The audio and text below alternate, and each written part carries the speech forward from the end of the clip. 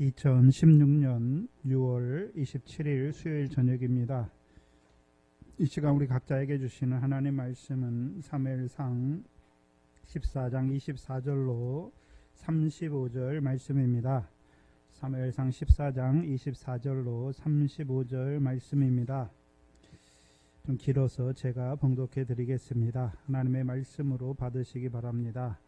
이날에 이스라엘 백성이 피곤하였으니 이는 사울이 백성에게 맹세시켜 경계하여 이르기를 저녁 곧 내가 내 원수에게 보수하는 때까지 아무 식물이든지 먹는 사람은 저주를 받을지어다 하였음이라. 그러므로 백성이 식물을 맛보지 못하고 그들이 다 수풀에 들어간즉 땅에 꿀이 있더라. 백성이 수풀로 들어갈 때에 꿀이 흐르는 것을 보고도 그들이 맹세를 두려워하여 손을 그 입에 대는 자가 없으나 요나단은 그 아비가 맹세로 백성에게 명할 때에 듣지 못하였으므로 그가 손에 가진 지팡이 끝을 내밀어 꿀을 찍어 그 손을 돌이켜 입에 대매 눈이 밝아졌더라. 때에 백성 중 하나가 고하여 가로되 당신의 부친이 맹세로 백성에게 엄히 명하여 말씀하시기를 오늘날 식물을 먹는 사람은 저주를 받을지어다 하셨나이다. 그러므로 백성이 피곤하였나이다. 요나단이 가로되 내 부친이 이 땅으로 곤란케 하셨도다. 보라, 내가 이 꿀 조금을 맛보고도 내 눈이 이렇게 밝았거든. 하물며 백성이 오늘 그 대적에게서 탈취하여 얻은 것을 임으로 먹었다면 블레셋 사람을 사륙함이 더욱 많지 아니하였겠느냐. 그날에 백성이 믹마스에서부터 아얄론에 이르기까지 블레셋 사람을 쳤으므로 그들이 심히 피곤한지라. 백성이 이에 탈취한 물건에 달려가 양과 소와 송아지를 취하고 그것을 땅에서 잡아 피 있는 채 먹었더니 무리가 사울에게 구하여 가로되 보소서 백성이 고기를 피채 먹어 여호와께 범죄하였나이다. 사울이 가로되 너희가 무신하게 행하였도다. 이제 큰 돌을 내게로 굴려오라 하고 또 가로되 너희는 백성 중에 흩어져 다니며 이르기를 사람은 각기 소와 각기 양을 이리로 끌어다가 잡아먹되 피 있는 채 먹어서 여호와께 범죄하지 말라 하매 그 밤에 모든 백성이 각각 자기의 소를 끌어다가 거기서 잡으니라. 사울이 여호와를 위하여 단을 쌓았으니 이는 그가 여호와를 위하여 처음 쌓은 단이었더라. 아멘.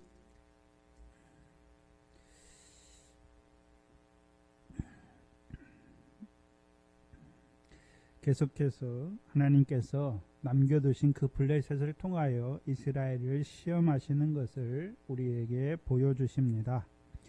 이스라엘의 대적 블레셋을 인하여 문제는 그 대적이 일어났을 때 그 대적을 인하여 두려워 떠는 사울과 같은 자가 있고 오히려 담대히 싸움에 올라가는 요나단 같은 자가 있는 것이 차이가 나죠. 왜 차이가 나는 것입니까? 사울과 함께한 백성들 무엇을 보는 자들이 되었습니까? 사무엘상 13장 5절이지요. 뭘 보는 자들입니까? 하나님께서 대적 블레셋을 일으키시는 역사를 보지 못하고 오히려 그 블레셋 사람의 병거가 3만이요 마병이 6천이요 백성이 해변에 모래같이 많더라. 블레셋 숫자와 위세를 보고 그걸 보는 자들은 당연히 두려워하여 뒤로 물러가 숨는 자가 될 수밖에 없는 것이지요. 그럼 요나단은 뭘 보고 있습니까? 블레셋의 숫자가 많은 것을 보는 것이 아니라 남겨두신 열국 중에 하나인 블레셋을 들어 이스라엘을 시험하신 하나님을 믿는 믿음으로 블레셋을 보니까 두려워하는 자가 아니라 담대히 블레셋과 싸우러 올라가는 자가 되는 것이죠. 그렇다면 사울과 요나단의 근본적인 차이, 한마디로 믿음을 따라 행하는 자와 믿음을 쫓지 아니한 그 사울의 근본적인 차이, 어디서 생겨나는 것입니까? 그 요나단의 믿음은 어디서 생겨났습니까? 사무엘상 12장 사무엘의 증거지요. 특별히 사무엘상 12장 6절로 25절이잖아요. 사무엘이 사무엘상 12장 6절로 25절 누구에 대해서 말합니까? 하나님에 대해서 증거하잖아요. 하나님에 대해서 증거하지요. 그래서 신약에도 모든 증거잖아요. 우리가 사도행전 지금 하잖아요. 증거가 뭡니까? 하나님께서 하신 일이죠. 누구를 통해서요? 그 아들을 통해서 하신 일을 증거하는 것이죠. 그러면 사무엘상 12장에서 사무엘의 증거, 하나님에 대해 증거하는데 한마디로 어떤 하나님을 증거합니까? 살아계신 하나님께서 이스라엘과 함께 하심을 증거하는 것이죠. 근데 두 가지 방향으로 나가야 증거가 과거죠. 과거에 우리 조상들과 우리의 조상들과 함께 하셔서 무슨 일을 하셨는지를 증거해 주는 것이고 첫 번째죠. 그럼 과거에 하나님께서 언약 자손이 이스라엘과 함께 하셔서 무슨 일을 하셨습니까? 모든 의로운 일을 하셨지요. 그래서 12장에 요약적으로 나오죠. 모세와 아론을 통해서 이스라엘 백성과 함께 하셨지요. 그래서 그들을 애굽에서 인도하여 내셨을 뿐만 아니라 광야 연단을 통해서 이제 가나안 땅을 기업으로 받아보는 하늘의 별과 같은 자손으로 세우신 의로운 일을 하셨고, 그렇죠?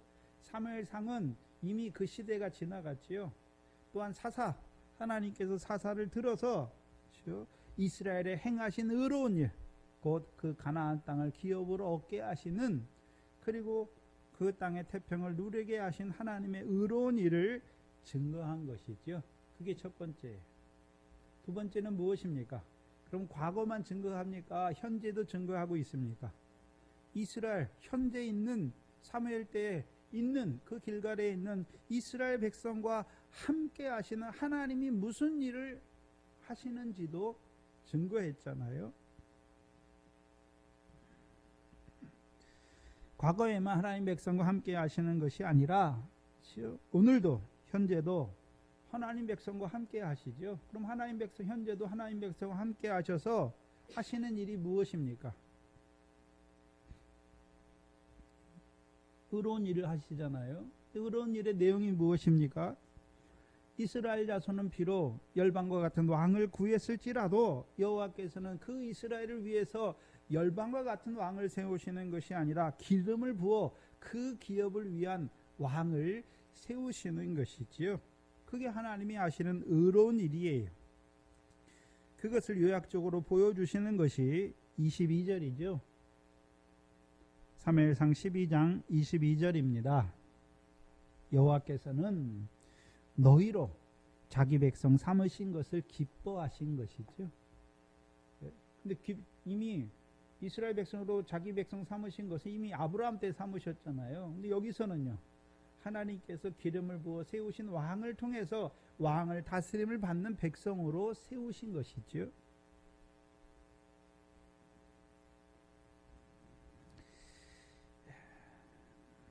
그 크신 이름을 인하여 자기 백성을 버리지 아니하시는 것이죠. 그래서 24절이에요. 24절.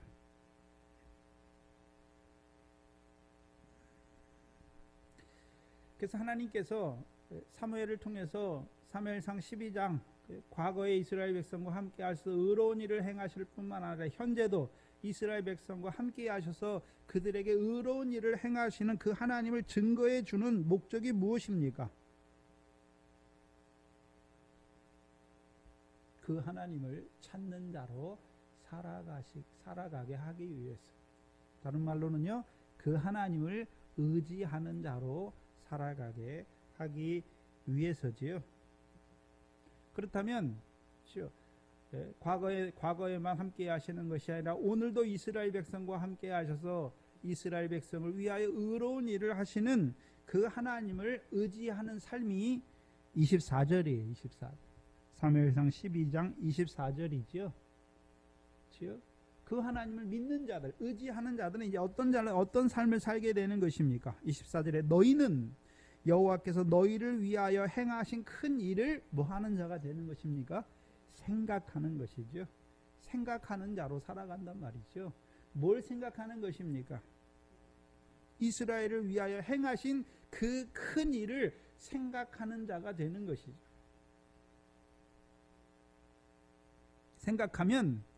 생각한다는 말을 현재적 의미로 바꾸면 묵상하는 것이죠. 늘 일깨우는 것이죠. 생각하면 이제 어떤 자로 살아가는 것입니까? 오직 그를 경외하며 너희 마음을 다하여 그 하나님을 진실이 섬기는 자가 되는 것입니다. 사울의 문제는 뭐냐 하면 하나님께서 이스라엘을 위하여 행하신 큰 일을 생각하는 자입니까? 생각지 않는 자입니까? 생각지 않는 자라 말이죠. 그럼 하나님께서 이스라엘을 위해서 행하신 큰 일이 무엇이었습니까? 자기를 사울을 기름 부어 그 기업을 위한 왕으로 세우신 하나님의 뜻을 하나님의 크신 일을 생각지 아니하는 자가 됐단 말이죠. 그럼 반대로 요나단은 어떤 자가 되었습니까? 이 길갈에 있었어요. 사무엘이 증거하는 말씀을 듣고 이제 어떤 자가 되었습니까? 하나님께서 이스라엘을 위하여 행하신 큰 일을 생각하는 자가 되었죠. 생각하니까 이제 어떤 자로 살아가는 것입니까? 여호와를 경외하고 마음을 다하여 그 하나님을 섬기는 자가 된 것이죠. 그럼 사울과 요나단을 통해서 오늘 우리에게 보여주시는 것이 무엇입니까? 하나님 백성이 해야 될 일이 뭔지를 보여주시는 거예요. 두 가지죠. 유추해 볼 수 있는 건 두 가지예요. 하나님 백성이 해야 되는 것은 무엇입니까? 과거를 잊지 말아야 하는 것이죠. 또한요, 현재도 생각해야 되는 거예요. 단지 과거를 잊지 말라는 것입니까? 하나님께서 나를 부르시고 나를 어떻게 지금까지 인도하셨는지 하나님이 행하신 일을 기억하는 것이죠. 기억하는 거예요. 그럼 과거만 기억하면 되는 것입니까? 오늘 하나님께서 나와 함께 하셔서 행하시는 큰 일을 생각하는 자로 살아가야 하는 것이죠. 하나님이 원하시는 것은 그거예요. 다른 게 아니에요.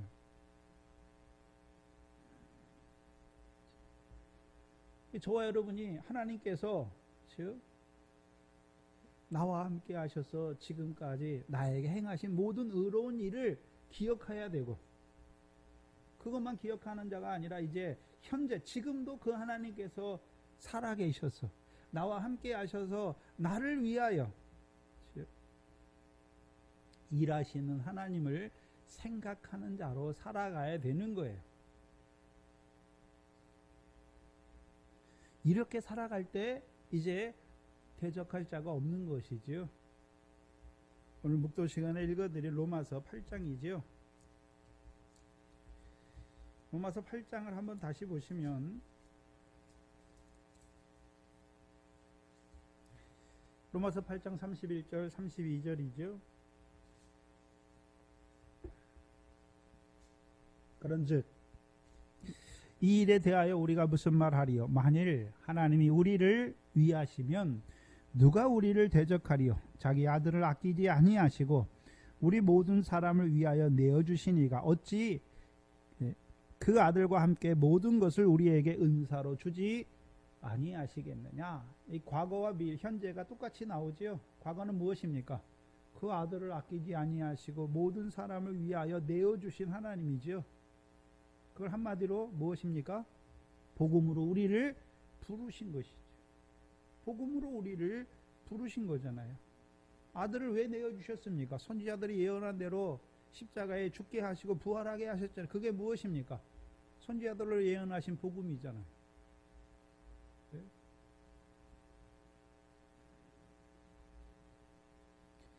그래서 우리를 부르셨죠.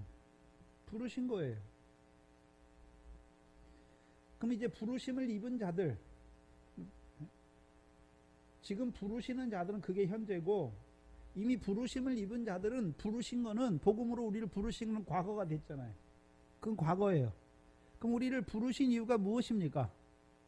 과거를 기억하면 현재 하나님이 하신 일이 무엇인지를 알게 된단 말이죠. 우리를 복음으로 부르신 이유가 무엇입니까? 물론 하나님 앞에 의로운 자로 세우는 것이죠. 그럼 거기서 끝나는 것입니까? 이제 복음으로 우리를 하나님 앞에 의로운 자로 세우실 뿐만 아니라 경건치 아니한 우리를 의롭다 하시는 그 일을 현재 하시는 것이죠. 그렇다면 믿음이 자라갔어요. 복음으로 부르심 받았고 이제 부르심 받은 자들, 의롭다 하시는 그 하나님을 경험한 자들, 과거가 됐지요. 그럼 그들에게 이제 오늘 현재는 어떤 일을 이루어 가십니까? 의롭다 하신 자들을 영화롭게 하시는 그 하나님이 함께 하시는 것이.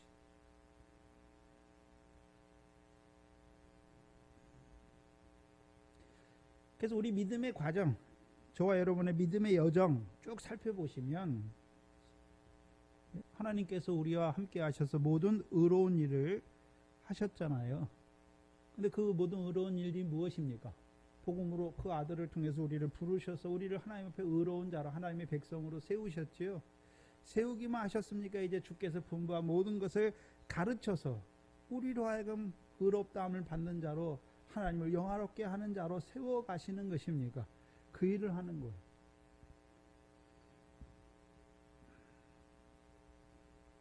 물론 믿음의 위치에 따라 다르죠. 어디에 서 있느냐에 따라 다르단 말이죠. 출애굽했어요. 그렇죠? 그럼 과거는 무엇입니까? 유월절과 물세례를 통해서 애굽에 나오게 하신 하나님. 그럼 광야의 현재는 무엇입니까?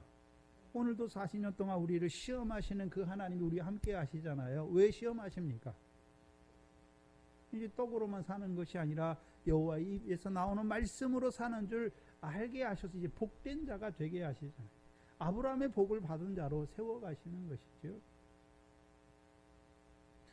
그럼 광야를 통과한 자들의 현재는 무엇입니까? 가나안 땅이죠. 하나님이 가나안 땅을 주신 것이죠. 그럼 가나안 땅을 주신 이유가 무엇입니까? 그 땅을 영원한 기업의 소유로 삼는 자로 살게 하시기 위해서. 그것도 누가 이루어 가십니까? 하나님께서 이루어 가시는 것입니다. 그래서 믿음에 따라 서 있는 위치가 다르잖아요. 그럼 서 있는 위치를 보면, 그럼 저와 여러분의 오늘 위치를 보면 지금까지 하나님이 나를 인도하셨고 오늘도 나와 함께 하셔서 나에게 모든 의로운 일을 행하신 하나님이 이루시는 큰 일을 보는 자가 되면 두려워하지 아니하고 요나단과 같이 그 믿음의 선한 싸움에 앞장서 달려가는 자가 되는 것입니다. 그래서 하나님의 백성이 당하는 현재의 어려움이나 사건, 환경, 시험이나 환난 때문에 우리가 앞이 잘 안 보이잖아요. 앞이 안 보인다는 것은 그 시험과 환난과 연단과 여러 가지 어려운 사건과 환경을 통해서 하나님이 이루고자 하시는 일이 잘 보이지 않을 때, 그때 우리가 뭐 합니까? 불안해하고 걱정하고 근심하고 원망하는 것이죠. 뭘 봐야 되나요? 과거를 기억해야죠. 하나님께서 어떻게 나를 인도하셨나? 과거를 돌아보면 현재가 보이게 되었어요. 나와 함께 하신 하나님이 보이게 된단 말이죠. 우리가 과거를 돌아보면 뭐가 보입니까? 우리가 뭐 하나님 앞에 잘한 거, 의로운 거, 바로한 것이 하나라도 있습니까? 없습니까? 없지요. 근데 하나님께서는요, 나를 자기 백성으로 삼으신 것을 기뻐하시고 그 이름을 인하여, 그 크신 이름을 인하여 나를 버리지 아니하시고 내게 오히려 자비와 긍휼과 은혜를 베푸셔서 여기까지 인도하신 하나님이 보인단 말이죠. 그 하나님 보이면 그 하나님이 오늘 나와 함께 하시는 이유가 무엇입니까? 나에게 계속해서 더 큰 자비와 긍휼과 은혜를 베푸시기를 원하시는 것입니다.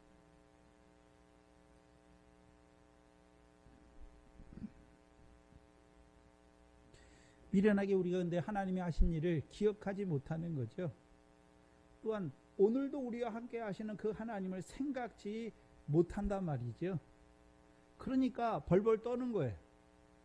두려워하는 거예요. 사람을 두려워하고 환경을 두려워하고 사건과 환경 때문에 근심하고 걱정하고 염려하는 자가 된단 말이죠.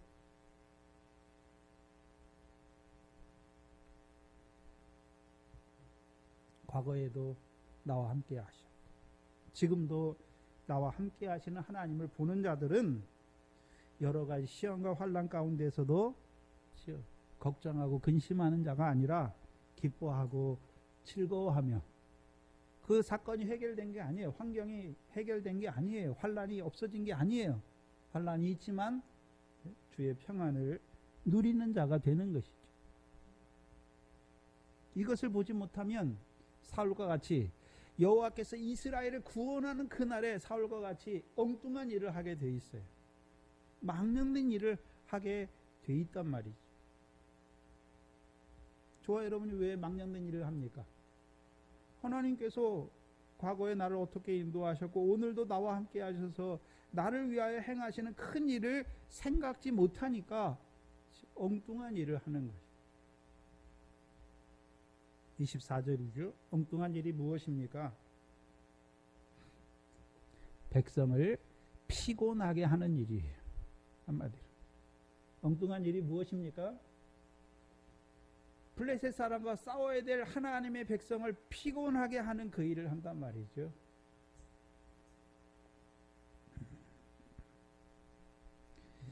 (29절에) 요나단이 가로되, 요나단은 뭐라고 설명합니까? 그것을 내 부친이 이 땅으로 뭐하게 했다고요? 곤란하게 하는 자예요.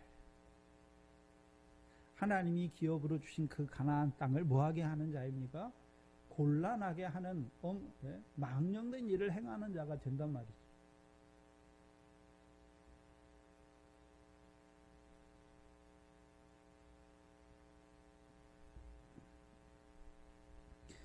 그럼 여호와께서 이스라엘을 구원하시는 그날에 망령되이 행하는 사울이, 어리석게 행하는 사울이 하는 일이 무엇입니까? 백성에게 맹세를 시키는 거죠. 하나님의 백성에게 맹세시키는 거예요. 근데 맹세의 내용이 24절이죠.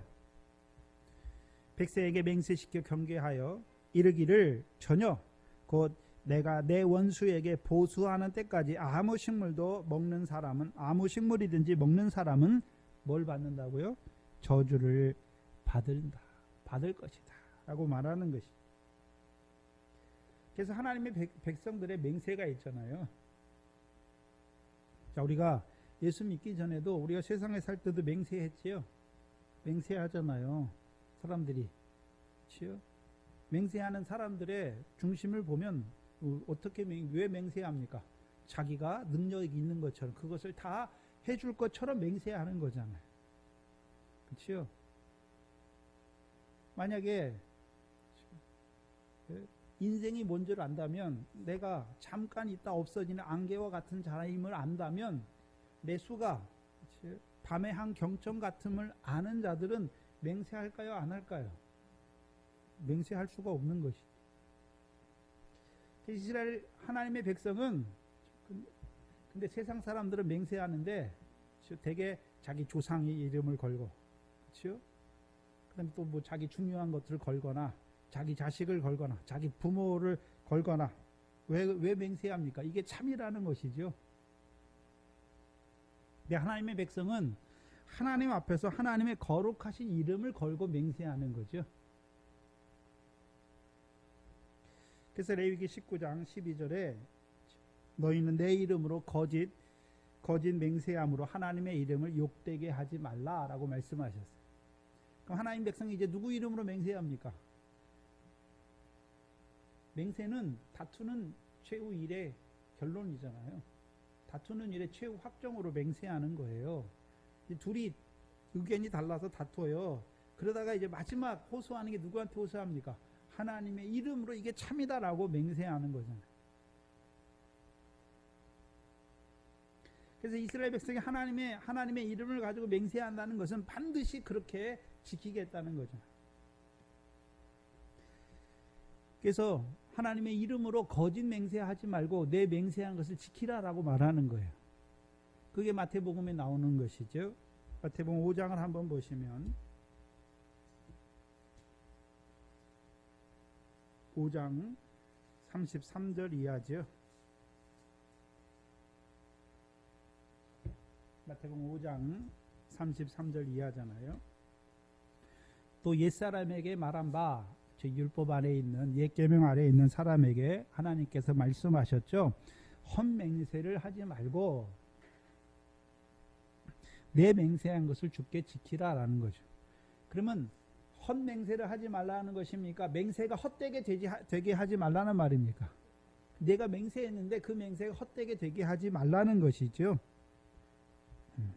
그래서 내 맹세한 것을 주께 지키라 하였다는 것을 너희가 들었으나 나는 너희에게 이르노니 도무지 맹세하지 말지니 말씀하시죠. 하늘로도 말라 이는 하나님의 보좌임이요 땅으로도 말라 이는 하나님의 발등상임이요 예루살렘으로도 말라 이는 큰 임금의 성임이요 내 머리로도 말라 이는 내가 한터럭도 희고 검게 할 수 없었습니다.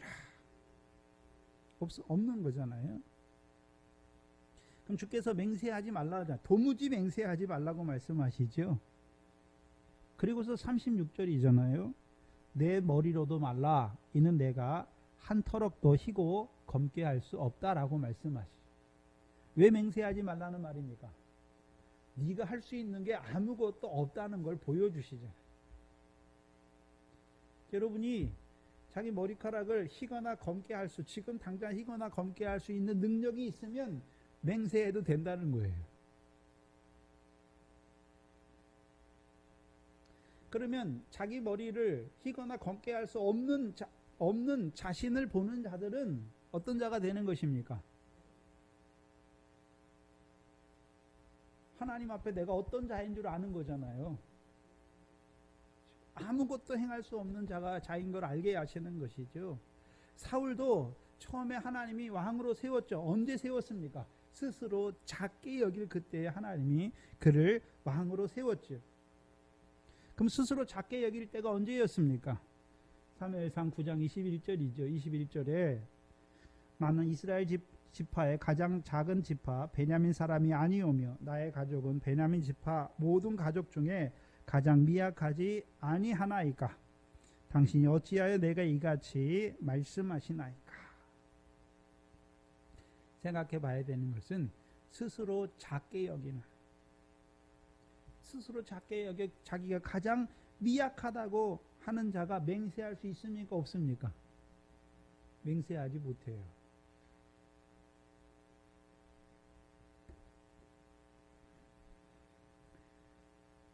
그러면 사울이 지금 어떤 자가 되었습니까? 하나님이 그를 왕으로 세우실 땐 스스로 작게 여기는 자였는데 지금은 어떤 자가 됐단 말입니까? 큰 자가 됐다는 것이죠.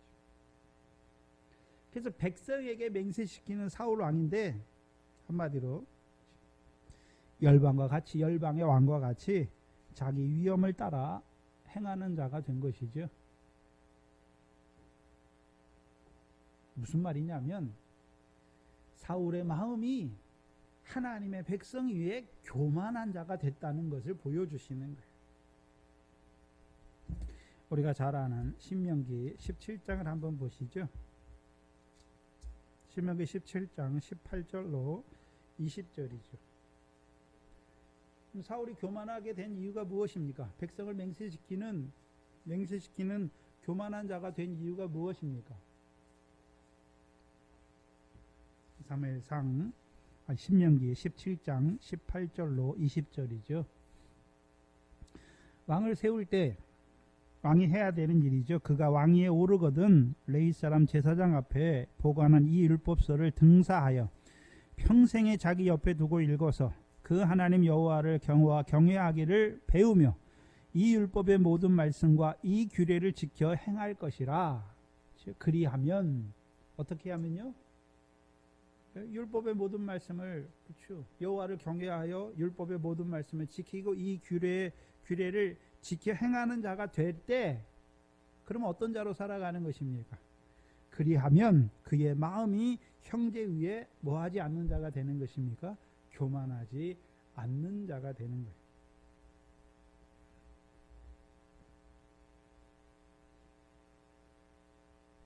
근데 문제는 사울이 자기를 이스라엘의 왕으로 세우신 그 하나님의 뜻을 생각지 않잖아요. 생각지 않으니까 어떤 자가 되는 것입니까? 여호와를 경외하지 않는 자가 되잖아요. 그럼 여호와를 경외하지 않는 사울이 행하는 두 가지 일이 있어요. 두 가지 망령된 일이 있는데, 첫 번째는 하나님에게 망령된 일을 행해요. 제사를 자기가 지내죠. 두 번째는요, 백성에게 맹세시키는 거예요. 그다음 망령되게 행하는 것은, 그렇죠, 하나님께도 어리석게 행하고 백성에게도 어리석게 행하는 거예요. 그래서 하나님께 어리석게 행하는 것은 망령됐다라고 말하는 것이고, 백성에게 어리석게 행한 것은 무엇입니까? 백성으로 심히 괴롭게 피곤하게 하는 거예요. 이스라엘 백성으로, 그 싸움에 나간 이스라엘 백성으로 괴롭게 하는 거잖아요. 피곤하게 하는 거예요. 그게 괴롭게 하다는 거예요. 그게 다른 의미가 무엇입니까? 가나안 땅으로 곤란하게 했다는 말이죠.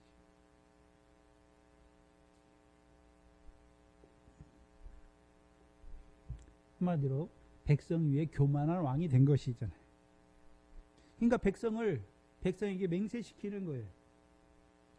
그러면 하나님이 사울을 왕으로 세우시는 것은 열방의 왕처럼 백성을 주관하고, 열방의 왕처럼 자기를 위해서 주관하고 자기의 못 때문에 백성에게 주관하고 다스리는 자로 세우는 것입니까? 백성을 섬기게 하시기 위해 세운 것입니까? 백성을 섬기게 하시기 위해 세운 거예요. 그리고 이제 백성 앞에 교만하게, 백성 위에 교만한 마음을 품으라 했습니까? 교만한 자가 되지 말라 말씀하셨습니다. 교만한 자가 되지 말라 말씀하신 것이지. 근데 24절 이하에 백성을 맹세시키는 자가 됐다는 것은 이제 교만한 자가 된 거예요. 한마디로 교만한 자가 됐다는 것은 이스라엘 백성을 하나님의 백성으로 보는 것이 아니라 자기의 다스림을 받는 자기 백성으로 보게 된 거예요. 그러니까 자기 마음대로 맹세시키는 거예요.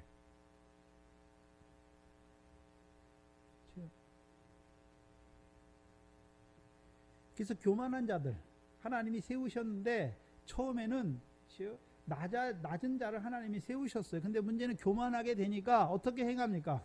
하나님께 망령되이 행하고 백성 위에 교만한 마음을 품는 자가 되는 거예요. 그럼 그때만 그때만 있습니까? 오늘도 있습니까? 오늘도 망령되이 행하는 목사들이 얼마나 많습니까? 오늘도 망령되이 행하는 직분자들이 얼마나 많습니까? 오늘도 하나님의 성도들 위해 자기를 높이는 그런 교만한 자가 얼마나 많습니까? 사도 바울은 늘 남을 나보다 낮게 낮추어 보는 것이 아니라 높게 여기는 것이죠. 근데 저와 여러분은 신앙생활 좀 하고 내가 좀 교회 뭐도 하고 하면 교만한 자가 되는 거예요. 그 바리새인이에요, 바리새인. 나는 하나님 앞에 행했거든요. 1회에 2번 금식하고 뭐도 안 하고 뭐도 안 했어요. 마음을 높이는 거예요. 높이니까 결국 백성에게, 하나님의 백성, 죄를 범하고 나오는 백성을 자기의 의로움으로 말미암아 멸시하고 판단하고 정죄하는 하나님의 자리에 서는 거란 말이죠. 하나님이 세우신 왕은 이스라엘의 왕이신 여호와를 대신하여 백성을 다스리게 하시기 위해서 세운 거잖아요. 근데 교만한 자가 된 것이죠. 그러니까 백성 위에 군림하는 자가 되는 거예요.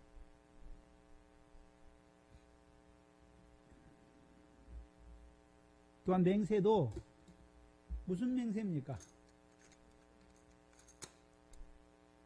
맹세의 내용이 뭔가요? 저주의 맹세예요. 저주의 맹세. 저주의 맹세를 해요.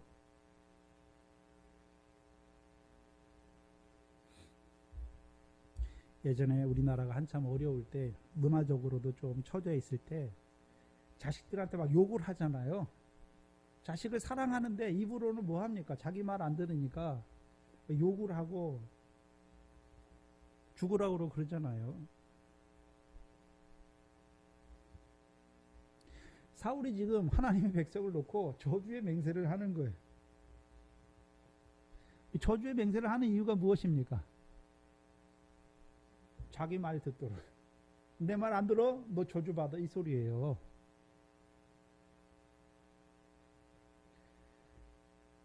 그래서 맹세는 백성들 사이에 하는 맹세도 있고, 하나님이 이스라엘 백성에게 하신 맹세가 있잖아요.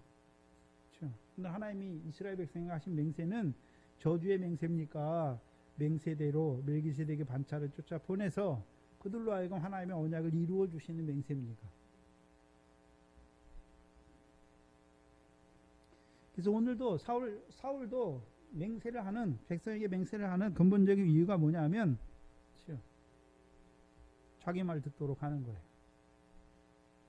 그래서 하나님의 저주로 올가매요. 하나님의 백성을 이렇게 하면 저주받는다 해서 올가맨단 말이죠. 오늘도 많은 목사들이 저주의 사슬 얘기를 해요. 당신이 이렇게 하면 당신만 저주받는 것이 아니라 당신 자손도 저주받고 모두 저주받고 한다니까 무서워서.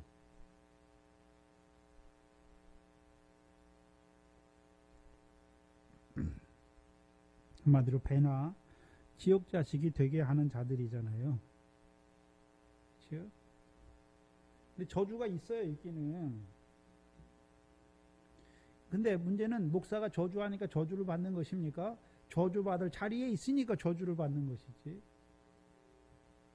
그럼 하나님의 사역자들, 목회자들 왜 보내십니까? 저주받을 자리에 있는 자들 너 저주받아 죽어라 보내십니까? 저주받을 자리에서 돌이키게 하시기 위해서 보내시는 것입니까? 돌이키기 위해서 보내시는 것이지, 하나님 백성이 죄악 가운데 그 저주를 자취해서 죽는 걸 기뻐하는 하나님이 아니란 말이에요. 하나님이 저주하신 것은 저주를 받게 하시기 위함이 아니라 그 저주 가운데 죽는 그 백성을 불쌍히 여기셔서 돌이키게 하시기 위해서 저주하신 것이지,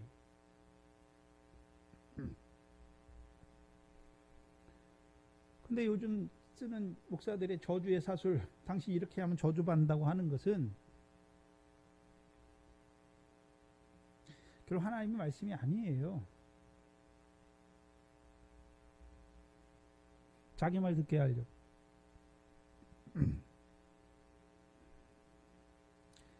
저주의 내용이, 맹세의 내용이 저주란 말이에요. 저주. 물론 예수님도 화했진저 저주를 바랬어요. 근데 그들이 정말로 화 가운데 죽으라고 하는 것입니까? 너희 자리가 지금 화를 받을 자리니까 돌이키게 하시기 위해서 바라신 것입니까? 돌이키게 하기 위해서 바란 것이지, 저주 가운데 망해라, 그게 아니란 말이에요.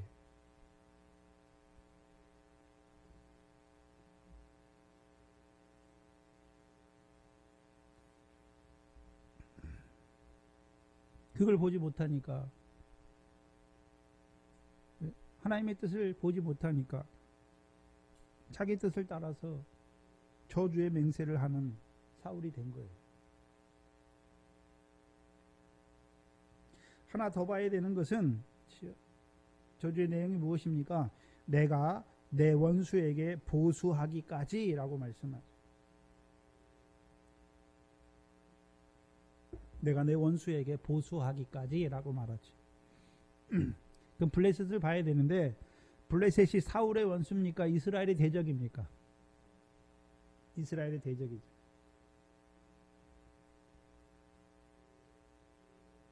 그럼 하나님께서 사울을 왕으로 세우신 이유가 무엇입니까? 이스라엘 자손을 블레셋 자손의 손에서 구원하시기 위해서. 이스라엘이 주란 말이죠. 이스라엘을 위해서 세우신 것이지.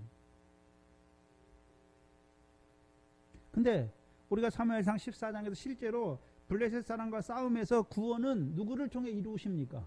사울이 아니에요. 누굽니까? 요나단을 통해서 이루시잖아요.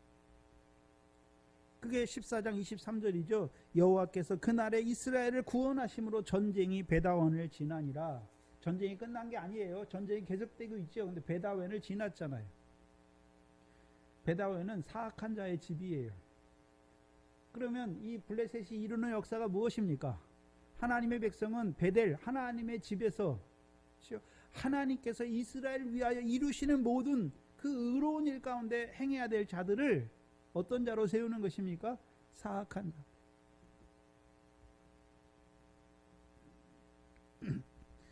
그래서 여호와께서 그 요나단을 통해서 이스라엘을 구원하시잖아요. 그리고 전쟁의 베다원을 지나게 하신 것이지요. 문제는 그때 사울이 뭐합니까? 망령된 일을 행하는 거예요. 이스라엘로 맹세하죠. 저주의 맹세를 하는 거죠. 저주의 맹세를 통해서 블레셋과 싸움에 나갈 하나님의 백성을 피곤한 자로 괴롭게 한단 말이죠. 그래서 그 맹세는 한마디로 하나님의 백성을 괴롭게 하는 맹세예요. 피곤하게 하는 맹세예요. 나아가서요, 땅을, 그 가나안 땅, 언약의 땅을 곤란하게 하는 맹세잖아요. 물론 블레셋처럼 우리가 사무엘상 5장 6장에서 법궤가 올 때 금지 5이 오잖아요. 금지는 무슨 역사였습니까? 땅을 해롭게 하는 자잖아요. 물론 사울이 땅을 해롭게 하는 자는 아닌데 땅을 뭐하게 하고 있습니까? 곤란하게 한단 말이에요. 곤란하게.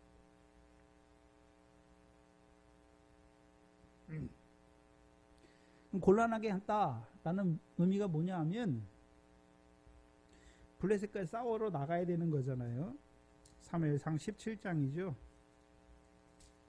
이 맹세, 사울의 맹세가 가리워요. 뭘 가리우냐 하면 사무엘상 17장 45절 47절을 가리우는 맹세가 되는 거예요.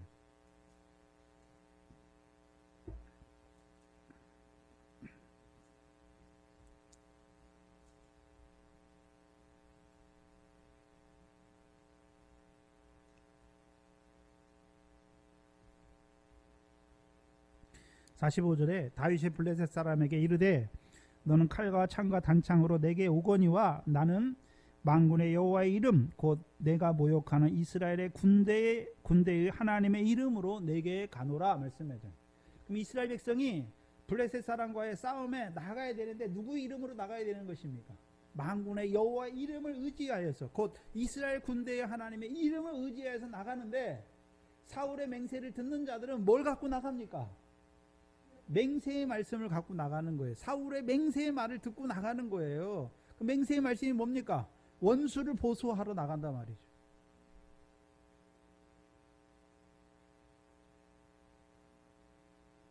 (47절에) 여호와의 구원하심이 칼과 창에 있지 아니함을 이 무리로 알게 하리라. 전쟁은 여호와께 속한 것인즉 그가 너희를 우리 손에 붙이셨느니라 라고 말씀합니다.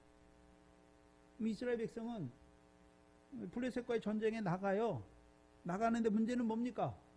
사울의 맹세 때문에 나가는 거예요. 맹세의 말씀을 사울이 맹세시킨 그걸 가지고 나가는 거예요. 그 블레셋과 싸우긴 싸워요. 근데 문제는 뭡니까? 여호와께서 구원하시는 그날 그 전쟁이 베다원을 지나게 하시는 그 여호와의 전쟁은 알지 못하는 자가 된단 말이죠. 그래서 사울의 맹세가 이스라엘 백성으로 하여금 그 블레셋과의 싸움은 누구의 이름을 의지하여 싸우는 것입니까? 만군의 여호와의 이름이잖아요. 또한 그 싸움은 찰과 강에 있는 것이나 전쟁은 누구에게 속한 것을 알아야 되는 것입니까? 여호와께 속한 것을 알아야 되는 것이죠. 그럼 자기들이 잘 싸워 이기는 것입니까? 여호와께서 그들을 여호와 이름을 의지하고 나가는 그들에게 그 블레셋을 그들의 손에 붙이시는 것입니까? 붙이시는 거잖아요.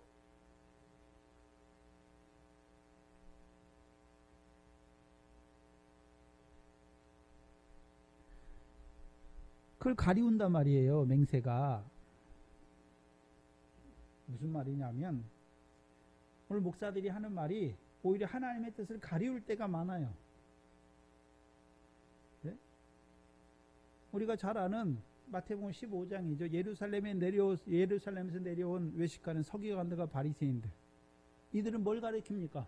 장로들의 유전을 가리키죠. 근데 그 장로들의 유전을 따라 행하면 오히려 하나님의 말씀을 어떻게 합니까? 범하는 자들이 되게 하는 거예요. 범하는 자들이 되게 하는 거예요.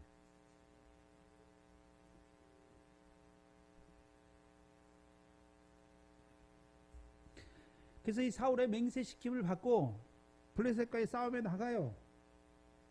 근데 누구와 함께 나갑니까? 사울과 함께 가는 거예요. 여호와의 이름으로 전쟁에 나가는 자들이 아니란 말이죠. 그럼 이들이 사울의 맹세를 듣고 싸움에 나가는 자들은 싸움의 초점이 뭐에 있습니까? 원수 갚는 데 있는 거예요. 원수 갚는 데.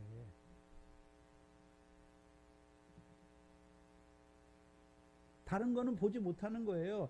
그런데 하나님께서는 블레셋을 남겨두셨잖아요. 왜 남겨두셨습니까? 이스라엘을 시험하여서 이스라엘로 그 블레셋을 통하여 가나안 전쟁을 가르쳐 알게 하시는 하나님의 뜻은 보지 못하는 자들이 된단 말이죠. 한마디로 하나님이 주시고자 하는 이건데 이걸 줘가지고 맹세를 줘서 하나님이 주시고자 하시는, 하나님이 그 전쟁을 통해서 이스라엘 시험하신 그 뜻을 가리우는 맹세가 된단 말이에요. 그게 저주의 맹세예요. 사울 때만 있는 것이 아니라 오늘도 하나님께서 하나님 백성에게 이루고자 하시는 그 일을 가리우는 그 저주의 맹세를 하는 자들이 많은 것이죠. 그러면 사울과 함께 원수를 갚는 그들, 물론 싸움에는 나가요. 근데 하나님께서 블레셋 남겨두신 열국인 블레셋을 통해서 이스라엘에게 이루시는 시험은 보지 못하는 자들이. 그러니까 이들의 싸움은 싸우긴 싸워요. 근데 문제는요, 허공을 치는 것 같은 헛된 싸움이 되는 거예요. 자기에게 아무 유익이 없어요.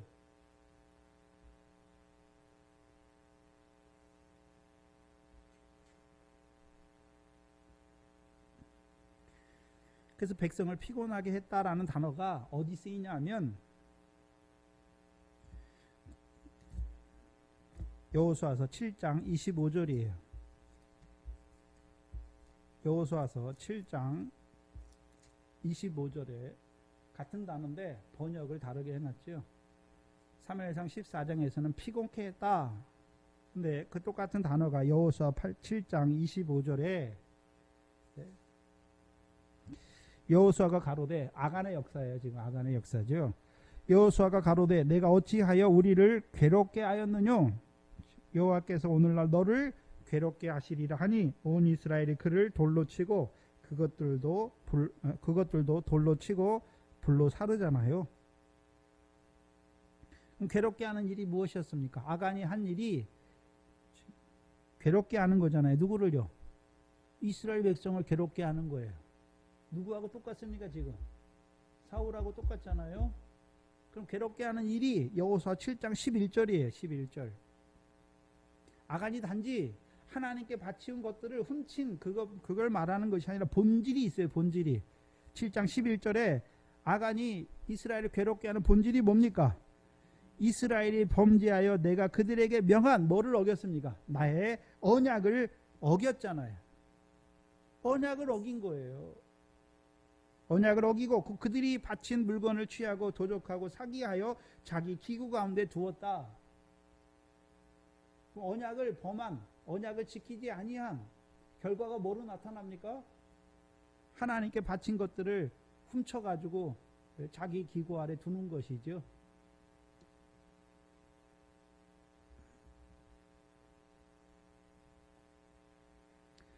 그럼 사울이 이스라엘 백성을 피곤하게 하잖아요. 곤란하게 하게, 괴롭게 하는 거죠. 괴롭게 하는 게 무엇입니까?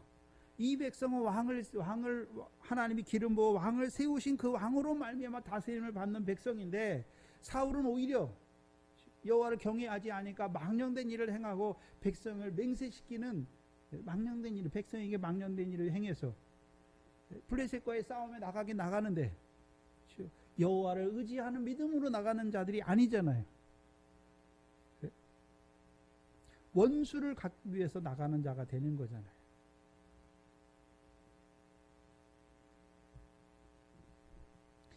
사사기 11장 35절에도 괴롭게 하는 자가 나와요. 여기서 입다를 괴롭게 하는 자가 누굽니까? 입다의 딸이죠. 사사기 11장 35절에 34절 35절에 입다가 미스바에 돌아와 자기 집에 이를 때에 그 딸이 소고를 잡고 춤을 추며 나와서 영접하니 이는 그의 무남 동료라. 입다가 이를 보고 자기 옷을 찢으며 가로되 슬프다 내 딸이여, 너는 나로 참담하게 하는 자여. 너는 나를 뭐하게 하는 자입니까? 괴롭게 하는 자다라고 말하죠. 그럼 소고 잡고 춤췄다는 이유가, 이 입다의 딸이 왜 소고 잡고 춤췄습니까? 우리 아버지가 했다는 거잖아요. 자기 아버지를 높이는 거잖아요.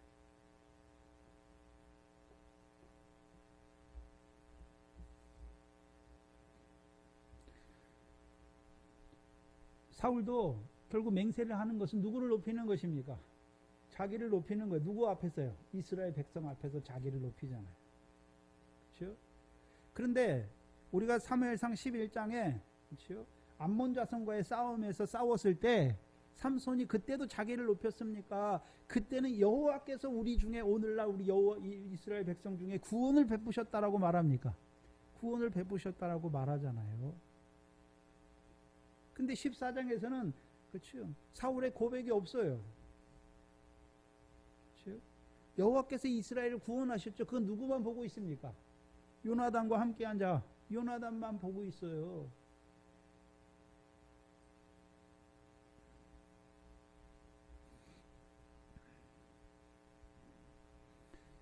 누구의 손에서요? 블레셋 자손의 손에서. 결국은 여호와를 경외하지 아니함으로 이 모든 망령된 일을 행하는 자가 되는 것이죠. 문제는 이스라엘 백성이에요. 이스라엘 백성이 저주의 맹세에 걸리잖아요. 사울이 맹세시키니까 그 맹세를 듣고 두려워하는 저주의 맹세에 걸려요.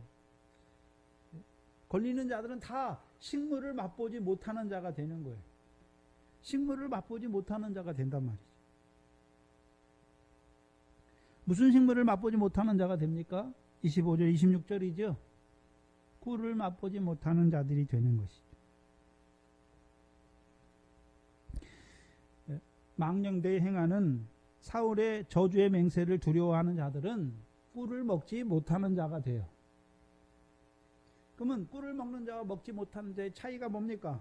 요나단은 먹잖아. 27절에 요나단은 그 아비가 맹세를 백성에게 명할 때에 듣지 못하였으므로 손에 가진 지팡이 끝을 내밀어 꿀을 찍어 그 손을 돌이켜 입에 대매 눈이 어떻게 됐습니까? 밝아졌죠. 그러면 꿀을 먹지 못한 사울의 저주의 맹세의 사슬에 걸린 자들은 뭐를 먹지 못하는 자들입니까? 꿀을 먹지 못하니까 눈이 어떻게 됐습니까? 밝아지지 못하는 거예요. 소경은 아니에요. 밝아지지는 못해요. 그럼 밝아졌다는 것은 하나님이 블레셋을 통해 이루시는 역사는 보지 못하는 자들이 된 거잖아요. 싸우긴 싸워요, 블레셋과. 근데 문제는요, 하나님이 블레셋을 통해 이루시는 역사는 알지 못해요. 그래서 저와 여러분이 예전에 한번 생각해보세요. 우리 믿음의 여정을 돌이켜보면 하나님이 어떤 일들을 내게 주시는 것들이 있어요. 시험이 있어요. 근데 그때는 그 시험이 뭔지도 모르고 내 방법을 쓰고 내 수단을 쓰고 그 시험이 괴로운 시절이 지나갔어요. 근데 지나가고 나니까 지금 보니까 그게 하나님이 내게 주신 시험이었는데 내가 그 시험 때 그 시험을 인해서 기뻐하거나 즐거워하는 일이 있었습니까? 오히려 괴로웠습니까? 피곤했단 말이에요. 괴로웠단 말이에요. 그것 때문에. 왜요? 하나님이 그 시험을 왜 이렇게 일어나게 하신지를 알지 못했으니까 그 시험 때문에 괴롭고 힘들고 그 원망하고 불평하는 자가 된 것이죠. 아무 유익이 못 됐어요.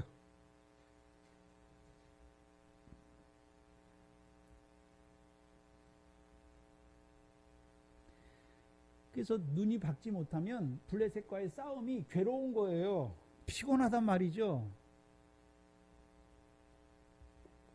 그러면 괴로운 그 자리에 머물면 좋은데 피곤한 자들, 괴로운 자들이 블레셋과 싸움에 나가서 하는 일이 무슨 일을 합니까?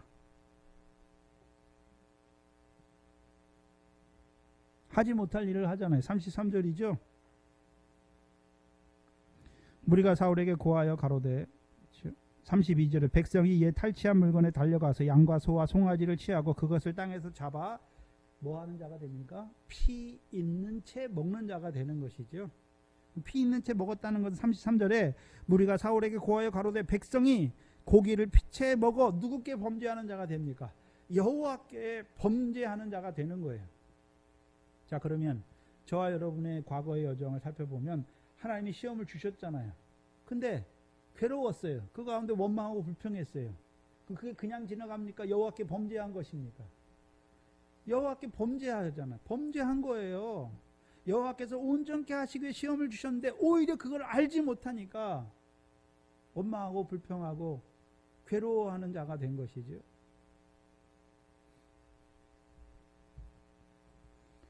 우리가 베드로전서 1장 3절로 6절 7절에 구조잖아요.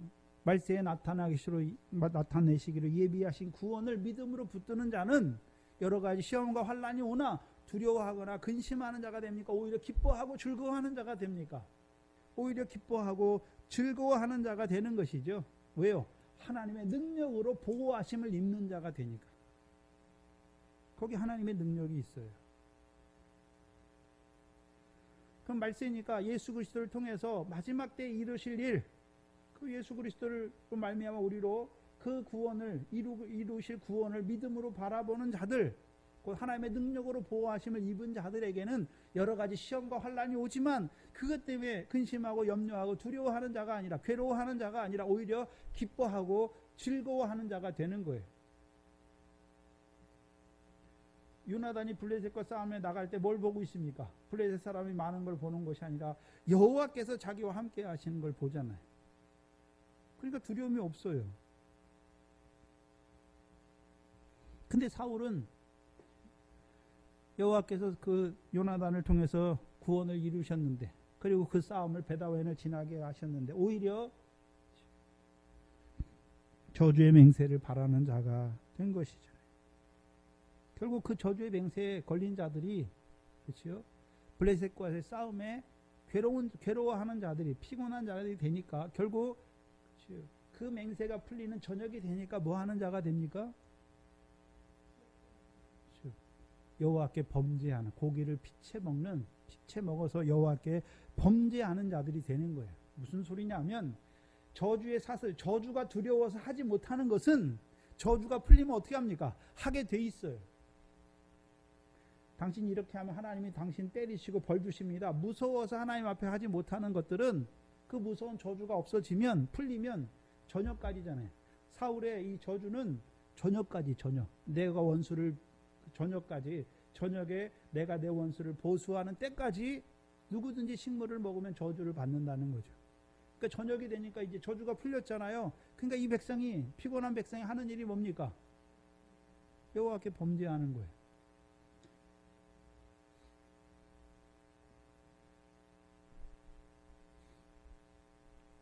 한마디로 믿음을 쫓아 하지 아니한 모든 것이 죄예요, 죄.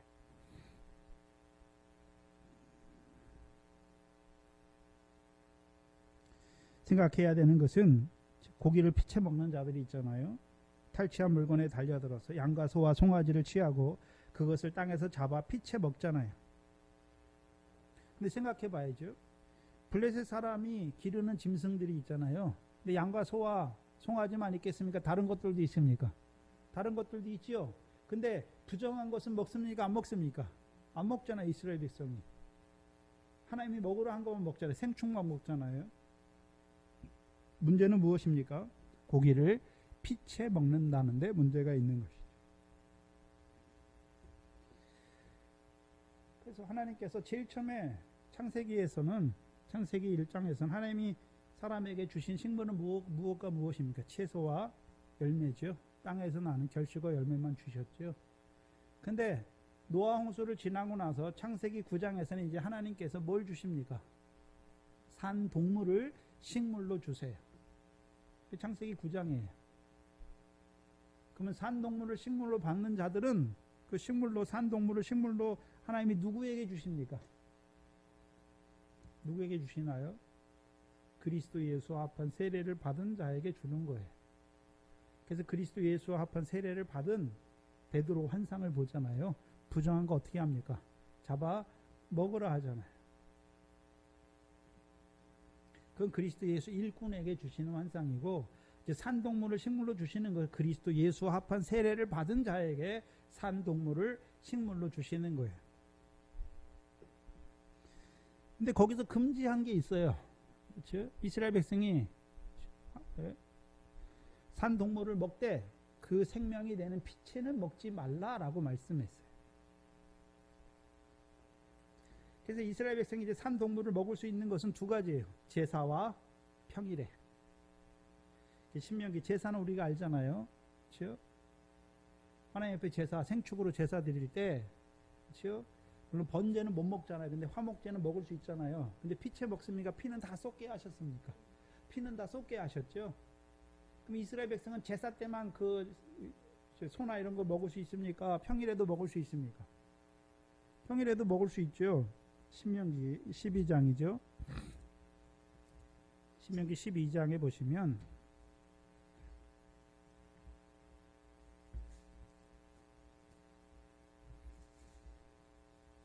(12장) 20절로 25절이에요.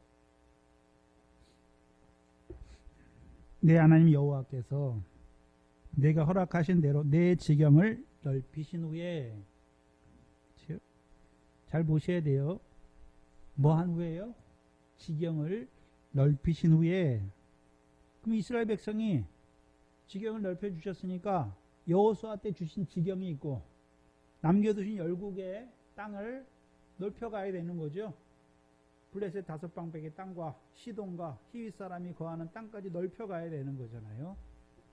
그래서 지경을 넓힌 후에 내 마음에 고기를 먹고자 하여 이르기를 내가 고기를 먹으리라 하면 내가 무릇 마음에 좋아하는 대로 고기를 먹을 수 있죠.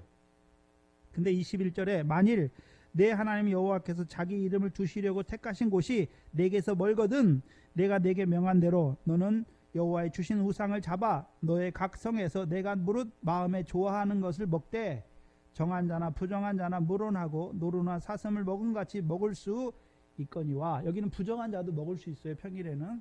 제사 때는 못 먹어요. 근데 23절에 오직 크게 삼가서 그 피는 먹지 말라.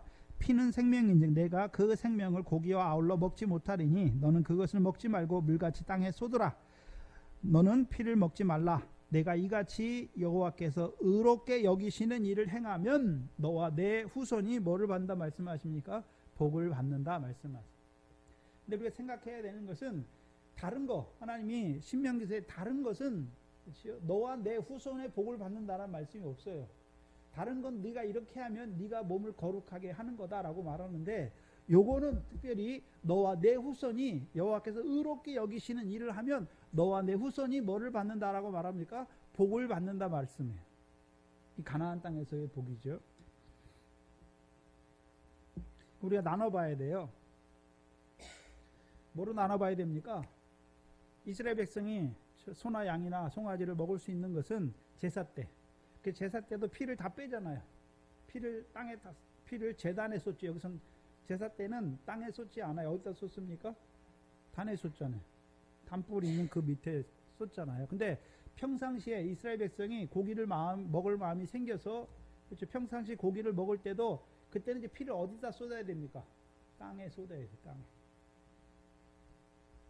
그러면 첫 번째 제사 때를 봐야 돼. 제사 때. 그러면 제사 때 생축은 다 상징이잖아요. 상징. 누구의 상징입니까?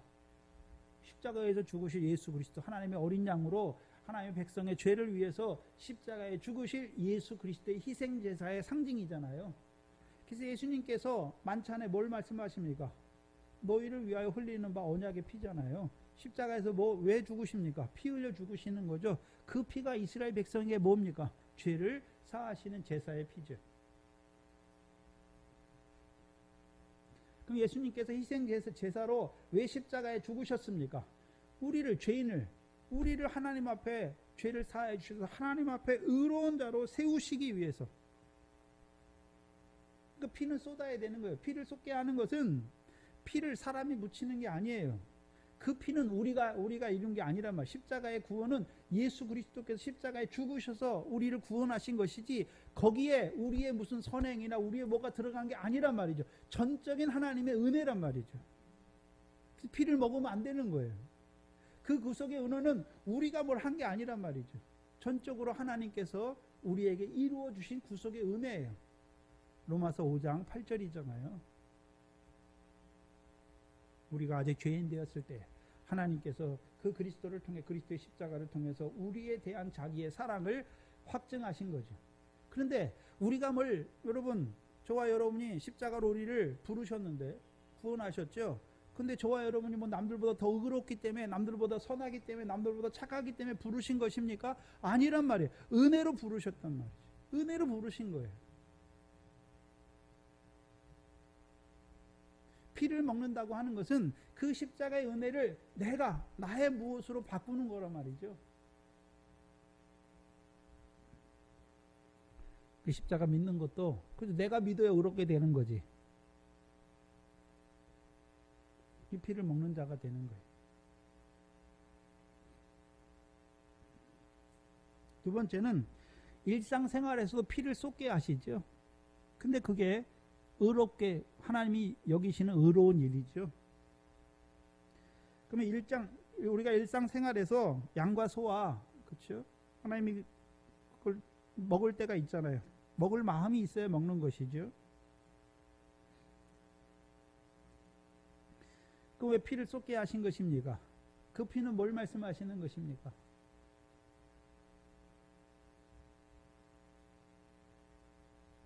히브리서 9장 14절이잖아요. 영원하신 성령으로 말미암아 흠없는 자기를 하나님께 드린 그리스도의 피가 어찌 너희 양심으로 죽은 행실에서 깨끗하게 하고 살아계신 하나님을 섬기게 못하겠느냐 라고 말하죠. 그래서 제사의 자리에 나갈 때 늘 제사의 자리에 나갈 때 누구 피를 의지해서 나갑니까? 예수의 피를 의지해서 나가죠. 그렇잖아요. 그럼 우리 일상생활에서도 우리가 예수의 피를 의롭다함을 얻음으로 의롭다함을 받잖아요. 그렇죠? 의롭다함을 받았잖아요. 그럼 의롭다함을 받았으면 다 됐습니까? 모든 행실에 의로운 자로 살아야 되는 것입니다. 그럼 모든 행실에 의로운 자로 사는 것도 우리가 의로운 자로 사는 것입니까? 그리스도의 피가 우리를 죽은 행실에서 깨끗하게 하셔서 모든 행실에 거룩한 자로 살게 하시는 것입니까? 그래서 제사에 쓰이는 희생제물은 상징이 예수 그리스도의 상징인데 예수 그리스도께서 죽으셨잖아요. 히브리서 10장 10절이죠. 왜 죽었습니까? 우리로 거룩함을 입은 자로 세우신 것이죠. 우리가 거룩함을 입었으면 예수님의 복음에 나타난 하나님의 의로 거룩함을 입었으면 다 됐습니까? 이제 거룩한 자로 살아가야 되는 것입니까? 거룩한 자로 살아가야 되는 것이죠. 근데 거룩한 자로 살아가는 것도 우리가 이루어가는 것입니까? 그리스도의 피로 우리를 죽은 행실에서 깨끗하게 하셔서 거룩하게 하시는 것입니까? 두 가지를 말씀해 주십시오.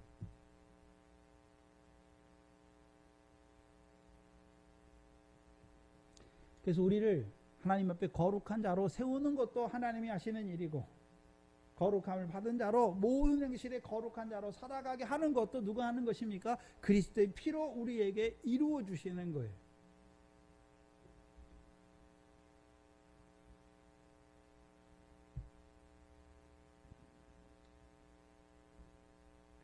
창세기 할 때는 이걸 못 봤더라고요.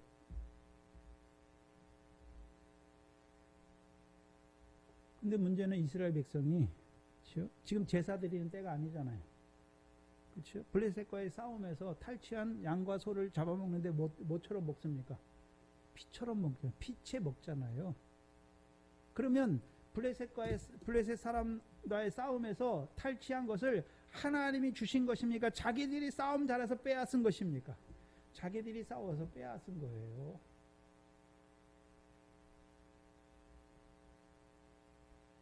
문제는 두 번째예요. 이스라엘 백성이 먹는 양과 소는 소와 송아지 있잖아요. 누구의 양과 소와 송아지입니까? 이스라엘 백성 겁니까? 블레셋 사람들 겁니까? 블레셋 사람 거예요. 블레셋 사람 거. 근데 생각해야 되는 것은 삼손 때 블레셋이 딥나의 역사하잖아요. 그때는 블레셋 사람의 곡식밥만 나와요. 양과 소는 안 나와요.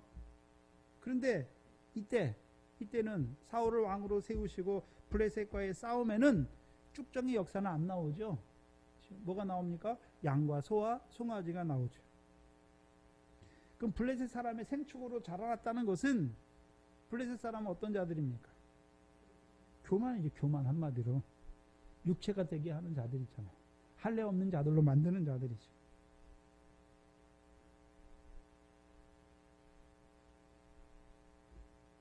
한마디로 모든 행실이 의롭게 되는 것이 누가 하는 것입니까? 내가 하는 거예요. 내가 하나님 앞에 그렇게 살 수 있다라고 하는 거죠. 그런데 그게 다 뭡니까? 불법이잖아요. 다 죄란 말이에요. 여호와 앞에 죄란 말이에요. 불법이에요. 불법.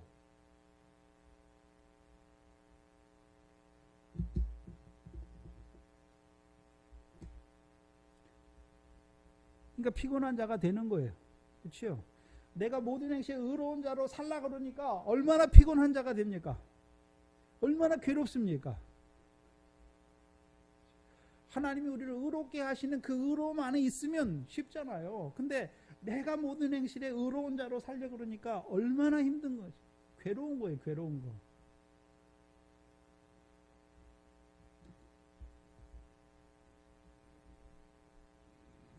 한마디로 사울의 역사가 뭡니까? 백성으로 괴롭게 하는 거예요. 괴롭게. 가나안 땅으로 곤란하게 하는 것이죠. 오늘도 하나님의 백성들을 괴롭게 하는 자들이 보입니까? 물론 블레셋의 역사는 하나님의 백성에게 몸에 독종이 나게 해서, 그렇죠? 독종이 나게 하고 땅을 해롭게 하는 자들인 반면에 사울 왕과 같이 교만한 자가 되면, 여호와를 경외하지 못하는 자가 되면 하나님께 망령되이 행할 뿐만 아니라 하나님의 백성을 괴롭게 하는,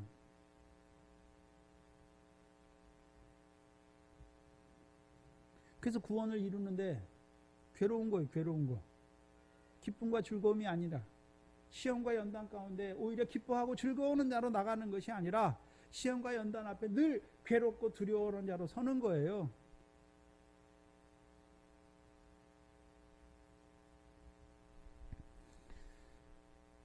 오늘 사울을 통해서 저와 여러분을 보여주시잖아요. 사울과 요나단을 통해서 우리가 그렇게 사울처럼 살 때가 얼마나 많았습니까? 여호와께서 이루어 가시는 그 구원을 보지 못하고, 그렇죠?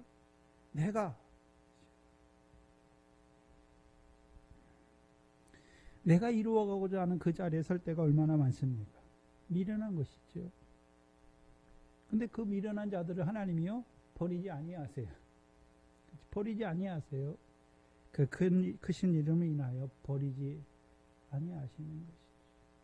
그러니까 저와 여러분이 예전에 그렇게 불법을 행하고 그렇게 살았음에도 불구하고, 여호와께 범죄하며 그렇게 살았음에도 불구하고 여호와께서 우리 죄대로 우리를 버리지 아니하시고 여기까지 이르게 하신 것이죠. 이제 블레셋의 역사가 무엇인지를 보게 하시잖아요. 그리고 그 블레셋과의 싸움에 어떻게 나아가야 하는지를 우리에게 오늘 가르치시는 거예요. 그래서 저와 여러분의 믿음의 선한 싸움이 무엇입니까? 세상 사람과 싸우는 게 아니잖아요. 그렇죠? 하나님의 나라를 유업으로 얻게 하는 그 영생을 위한 그 믿음의 선한 싸움을 싸워가게 하시는 것이죠. 한마디로 우리가 우리를 의롭게 하는 것이 아니라 하나님께서 우리를 의롭게 하시는 그 역사 안에 살아가는 것이죠. 늘 그 은혜 안에 살아가시는 저와 여러분 되시기를 주의 이름으로 축원합니다. 기도하겠습니다. 하나님 아버지 감사합니다.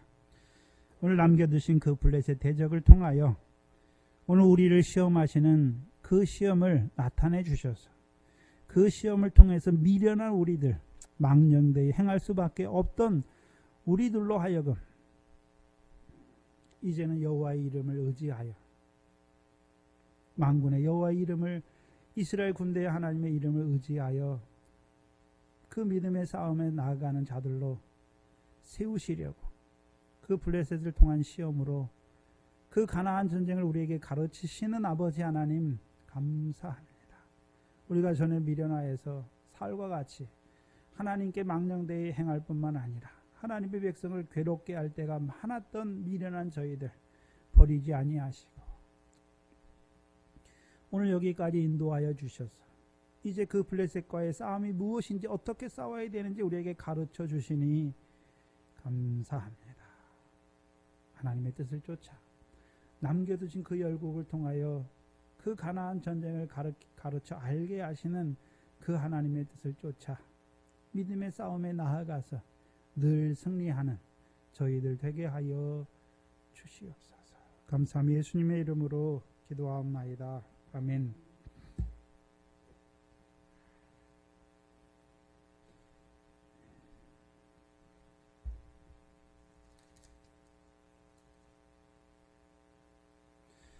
(391장입니다)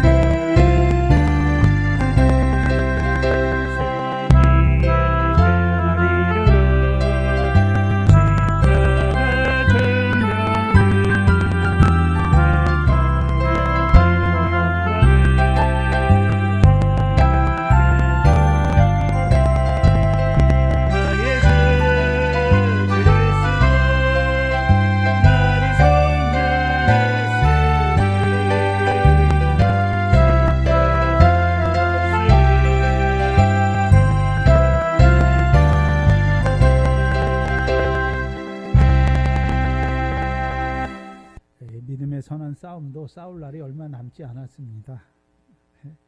육신이 있을 때 싸우는 것이죠. 주의 도문으로 예배를 마칩니다. 하늘에 계신 우리 아버지여, 이름이 거룩히 여김을 받으시오며 나라에 임하옵시며 뜻이 하늘에서 이룬 것 같이 땅에서도 이루어지이다. 오늘날 우리에게 일용할 양식을 주옵시고 우리가 우리에게 죄 지은 자를 사하여 준 것 같이 우리 죄를 사하여 주옵시고 우리를 시험에 들게 하지 마옵시며 다만 악에서 구하옵소서. 나라와 권세와 영광이 아버지께 영원히 있사옵나이다. 아멘.